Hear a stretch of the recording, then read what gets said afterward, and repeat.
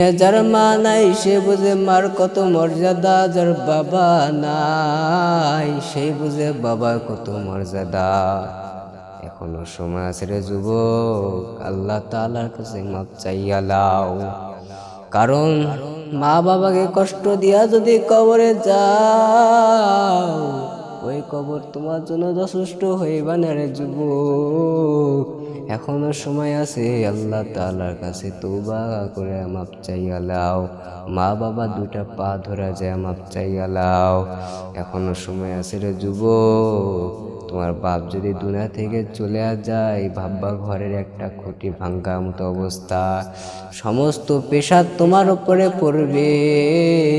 সে কারণে যার বাবা আছে সম্মান করো, বাবার কাছে যাইয়া সব সময় থাকো, বাবার খিদমত করো, মা বাবার খিদমত করো, উস্তাদের খিদমত করো, স্যার ম্যাডামের খিদমত করো।